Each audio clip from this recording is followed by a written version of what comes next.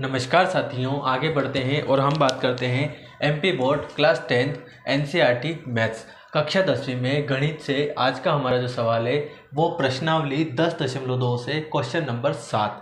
ठीक है, अध्याय नंबर 10, प्रश्नावली 10.2 और प्रश्न क्रमांक 7। तो प्रश्न क्रमांक 7 आपको क्या दिया है?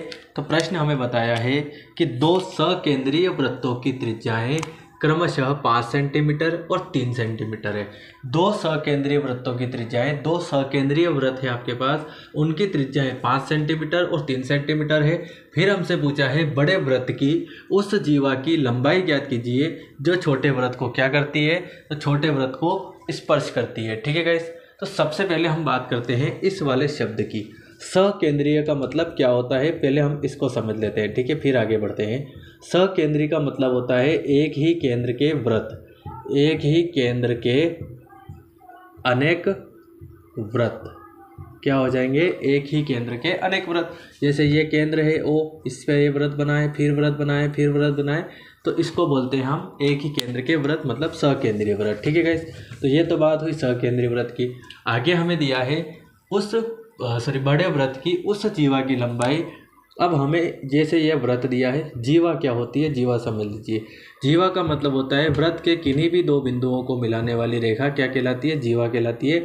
जैसे ए बी एक जीवा हो जाएगी, ठीक है, ये एक जीवा हो जाएगी, ये एक जीवा हो जाएगी, ये एक जीवा हो जाएगी। ठीक है, अलग अलग है, इनको प्रतिच्छेद नहीं करना है, ये जीवा कहलाएगी। ठीक है, अगर हम क्या करते हैं कि अगर हम केंद्र से होते हुए जीवा खींचते हैं तो ये भी एक जीवा है, लेकिन ये वृत्त का क्या कहलाता है? ये व्यास भी कहलाता है।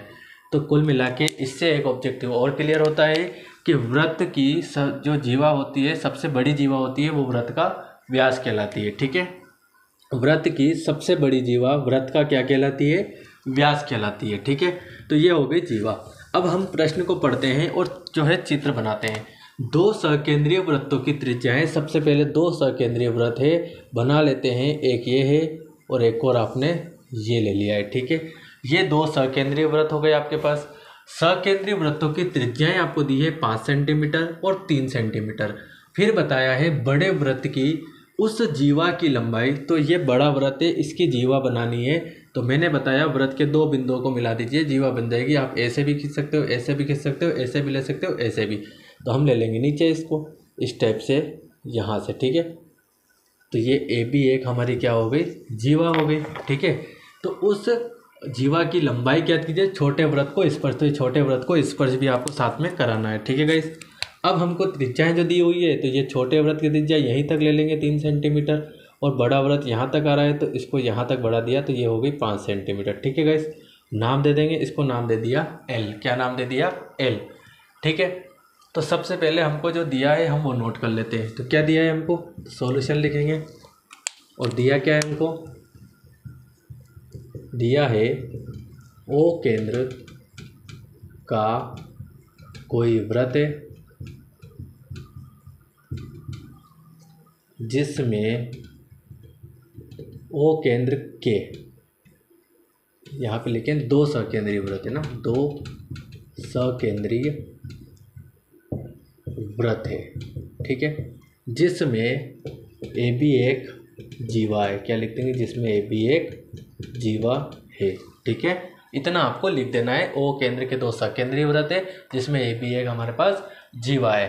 ठीक, उसके बाद हमें इसे आगे हल कैसे करना है तो समझ लीजिए। हमें निकालना है ए से लेकर बी तक की दूरी। कितनी निकालनी? ए से बी तक की लंबाई, क्योंकि ए बी जीवा है। तो ए से बी की जो है लंबाई निकालने से पहले हमको इतना समझ में आ रहा कि ये एक हमारा क्या बन रहा है? एक त्रिभुज बन रहा है। अब कौन सा त्रिभुज बन रहा है? तो चूँकि वृत्त की त्रिज्या स्पर्श रेखा को स्पर्श करती है, इसलिए यहाँ पे बन रहा है 90 डिग्री। अब 90 डिग्री बन रहा है तो ये हो गया समकोण त्रिभुज।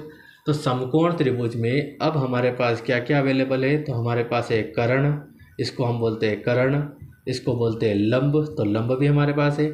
हमको ये निकालना है। अगर हम ये निकाल लेंगे तो इसी को डबल कर देंगे तो ये निकल जाएगा, क्योंकि ये वाली जो ओ एल त्रिज्या है ये इस वाली को समद्विभाजित करती है, आधी आधी कर देती है। ठीक है, तो आधा निकाल लेंगे, डबल करेंगे तो पूरा मिल जाएगा।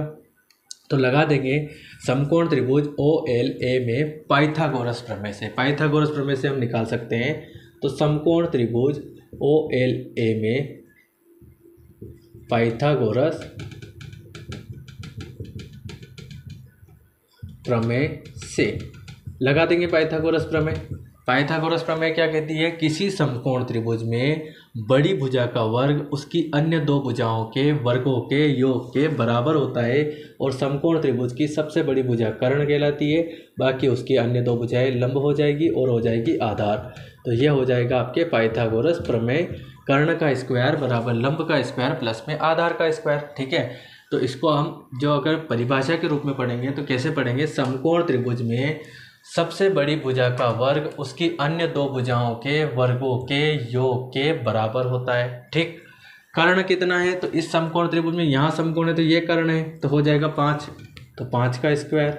लंब कितना है? तो ये हो जाएगा 3। आधार आपको निकालना है तो आधार को हम ऐसे ही रहने देते हैं, आगे नहीं बढ़ाते। 5 की घात 2 का मान 5 के 25 होते हैं, 3 की घात 2 का मान 3 तिया 9 होता है और आधार स्क्वायर। ठीक है, 9 को उठा के बराबर के उस तरफ भेजेंगे तो हो जाएगा माइनस का 9 बराबर बचेगा आधार का स्क्वायर। ठीक है, कितना हो जाएगा? आधार का स्क्वायर। अब यहाँ से 25 में से 9 माइनस करेंगे तो बचेगा 16 बराबर आधार का स्क्वायर। ठीक है, कितना हो जाएगा? आधार का स्क्वायर। 16 जो है 4 का स्क्वायर होता है, तो यहाँ पे 4 लिख के इसका स्क्वायर लगा देंगे। वो इसलिए लगाएंगे क्योंकि हमारा इस स्क्वायर से सामने वाला स्क्वायर क्या हो जाएगा? कैंसल। तो ये इतना हमको कर देना है। ठीक है गाइस, इसके बाद हम आगे देखते हैं। तो कुल मिला के आधार हमारे पास कितना आया है? तो आधार हमारे पास आया है 4। आधार मतलब ए एल हमारे पास आया है, तो हम लिखेंगे ए एल बराबर 4 सेंटीमीटर। कितना? 4 सेंटीमीटर। लेकिन हमको तो ए एल पूछा नहीं है, हमको तो ये पूछा है कि ए बी की दूरी ज्ञात कीजिए, लंबाई बताइए। तो अब हम लिखेंगे अतः जीवा ए बी की लंबाई बराबर क्या हो जाएगी? तो 2 गुणित ए एल। ये जो ए एल है इसमें 2 का गुणा करेंगे तो ये पूरी हो जाएगी क्योंकि डबल हो जाएगी। तो यहाँ पे 2 गुणित ए एल कितना है आपका? 4 सेंटीमीटर, तो 4 रख देंगे और 2 चौके हो जाएगा 8 centimetre. And this is your final answer. ठीक है गाइज, यही आपका फाइनल आंसर है। उम्मीद है आपको पूरा का पूरा क्वेश्चन अच्छी तरीके से समझ में आया होगा, और अगर फिर भी कोई डाउट रह जाता है तो आप मुझे कमेंट कर सकते हैं। ठीक है गाइज, आप इसे नोट कर लीजिए, अच्छी तरीके से समझ लीजिए और 1-2 बार करके देख लीजिए। ठीक है, मिलते हैं अगले वीडियो में अगले क्वेश्चन के साथ। तब तक के लिए थैंक यू।